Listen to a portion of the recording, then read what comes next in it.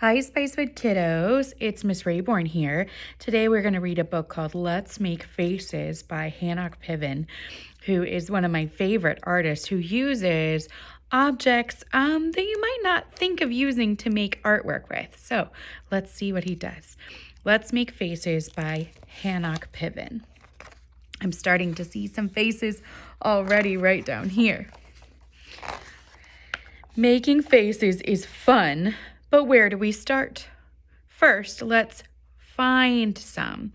So look at this. An F is an I, an N is an I. There's an I for a nose, a different kind of an I. And look at this. The D is a little mouth. It looks like its little mouth is open. So already we're starting to think about objects in a creative way. The world is filled with faces waiting to be discovered. So what I'm noticing is that I'm seeing things that look like eyes and mouths. Like, look at this, like this, it's a fan, and it looks like these are two eyes, and there's a teeny little red nose, and this is a big mouth. So as we're kind of looking at things in our everyday life, they might have what appear to be little faces. Look at this, two eyes, a nose, and a mouth, right? This one these looks like the eyes. This one is the nose. And then the space down here that's shaped a little bit different could be a mouth. This one looks almost kind of smiley.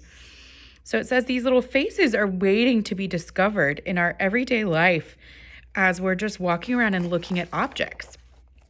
Look carefully at these fruits and vegetables.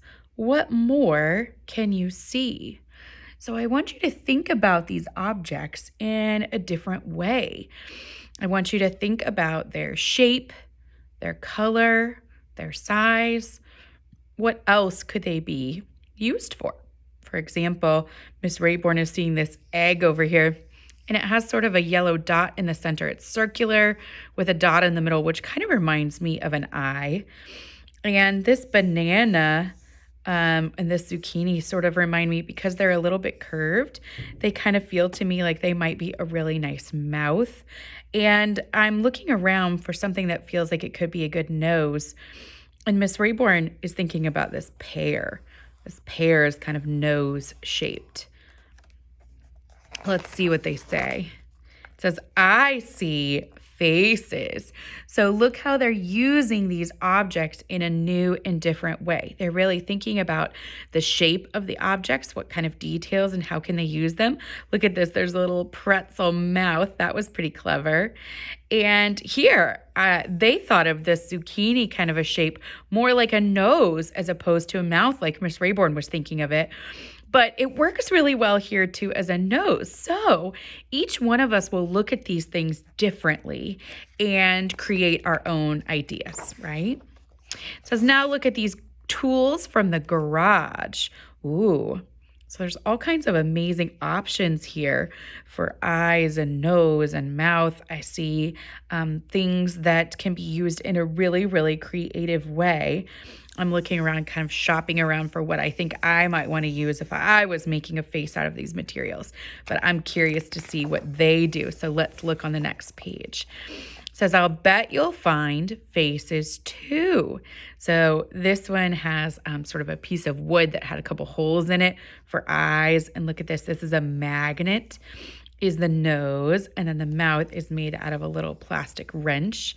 This face has little screws for eyebrows, and these look like parts that you would screw onto here actually to hold it in place. There's a little hook for a nose and for a mouth. Excuse Mrs. Rayborn, a part of a saw that cuts things.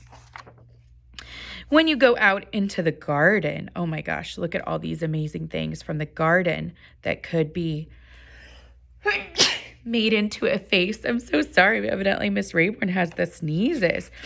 Wow, I see leaves, and I see nuts, and I see branches and sticks. I see pine cones and leaves, all kinds of things. Wow, let's see what they do with this. I bet you will meet new friends. So this one has some leafy hair It has some nuts for eyes. It has a nose made of bark and a little twig for a mouth. And this one I'm loving so much because to me, this looks like a little puppy dog. And it has a piece of bark that has some holes in it for eyes, some ears, and a nose, and a kind of a smiley little mouth that looks almost like a little seed pod.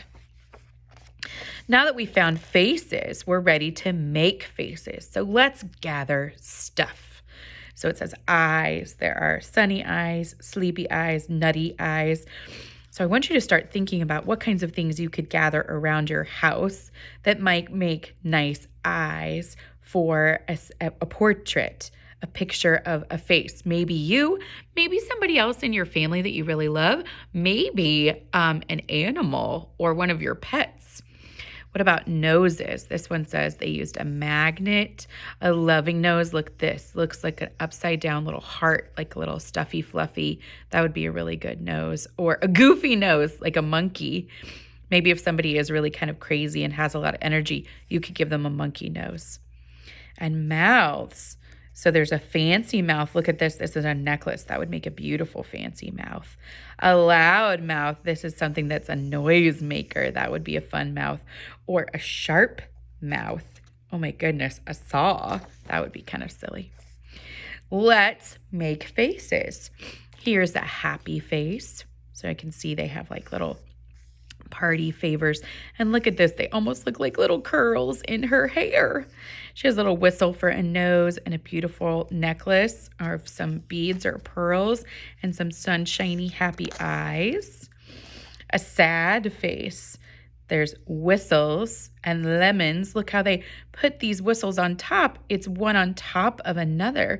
And it's crying because it's a sad face. And these are little whales that are kind of looking like tears coming down. This to me looks like a little soap dish from maybe your kitchen or your bathroom. And the little soap is poking out like it's a little tongue. A little bit of goofy face. They also have a tongue poking out. Look at that. There's that funny monkey as a nose. And it has its tongue sticking out too. But this time it's a little pink balloon. A monster face. Oh my gosh. Wow. This looks like, I don't know, these are kind of like little parts of tools maybe. There's some little nuts and bolts in here. There's a little hook that almost looks like maybe from Captain Hook from Peter Pan. And I love this. This is a frisbee and it's a big open mouth and they use some Scrabble tiles to say boo, ah, kind of like a scary monster face. So now the faces are even doing some talking, which is pretty cool. A scared face. Look at this one. He's so scared. His hair is like standing up. He's got some little screws and things for hair. He has some these kind of look like hot water bottles and little buttons for eyes, a horn for a nose, a little pink container for a mouth, and it's yelling, ah, maybe because the monster over here scared it.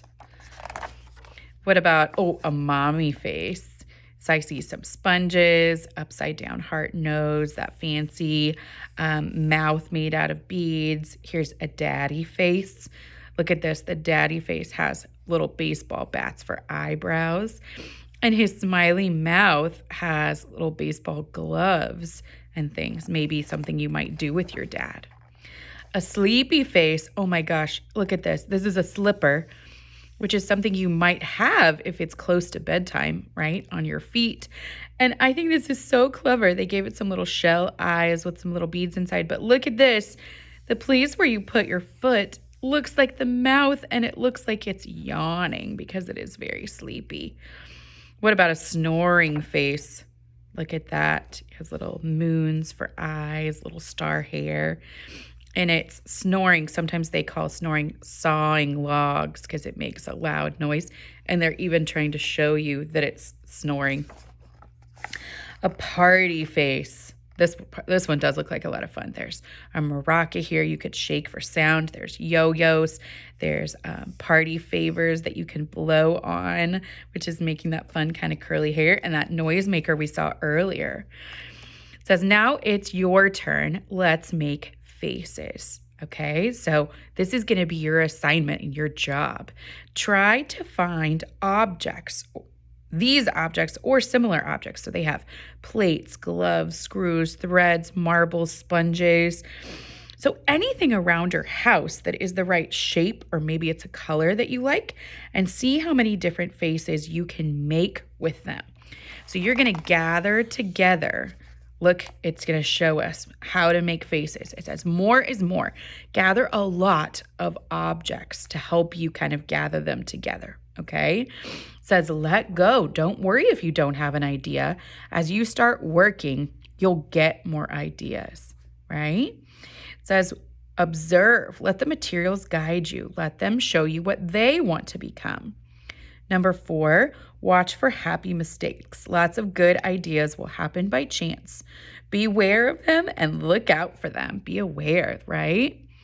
Number 5, this is a good one. It says trial and error is good. More possible combination of objects you try, the better chances of creating something really great and special. That's right. Number 6, Rome wasn't built in a day. It says, don't worry, at the beginning of your face isn't coming together.